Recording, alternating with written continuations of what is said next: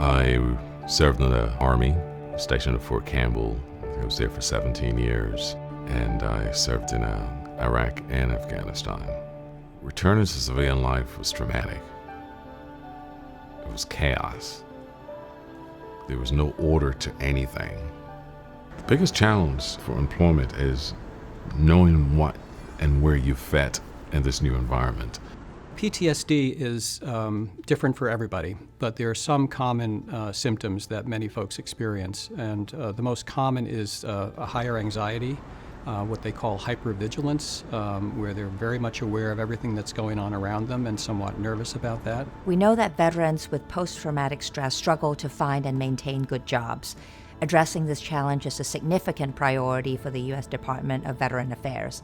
So we partnered with the VA to develop a pay-for-success model that will enlist private capital to scale a program called Individual Placement and Support, a program with real promise to move the needle for this population. Pay-for-Success is a methodology to bring together community service providers, policymakers, and investors to decide what social challenge they want to tackle and how they'll know that they've achieved the goal.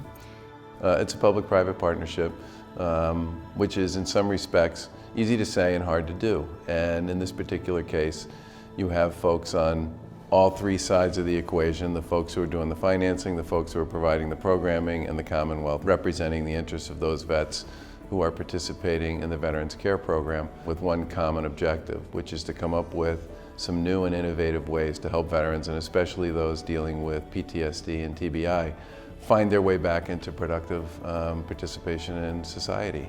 So with $5 million from impact investors like BNP Paribas, the Northern Trust, Deutsche Bank, the Dakota Foundation, and the Robin Hood Foundation, as well as community partners like the Boston Foundation, will be serving 500 veterans across New York and Massachusetts. In philanthropy, we often are trying to find additional resources to have deeper impact in the communities that we care about, but philanthropy is really limited. I mean, it's not, there are not enough resources to solve these generational issues and problems. We have the ability to use our capital, our services, our expertise to have a positive impact in the communities in which we work and we do business. From the public sector perspective, it de-risks their investment and it results in positive outcomes for a population that's very deserving and has been underserved. We really think it's kind of the way of the future. Our hope with this transaction, as with the others in which we've invested, is that successful programs will be identified, further funded, and scaled to positively impact as many veterans as possible. The innovation here is that we'll be tracking the progress of this project closely over the next 3 years.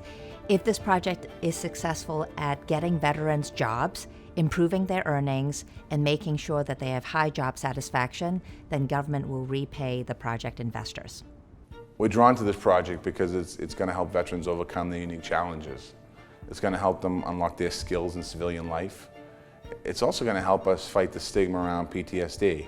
Even though people might have PTSD, you can still thrive professionally as an incredible asset to the city of Boston. It brings all the right partners to the table and helps us serve veterans better than anyone else could have done individually. It's a feeling that you have just had a long journey and you didn't see an end. And now here it is, somebody pick you up and tell you, look, I'm gonna see if I can help you get a job. They care about you. They want to see you succeed. They want you to achieve beyond the military. Life doesn't stop after the military.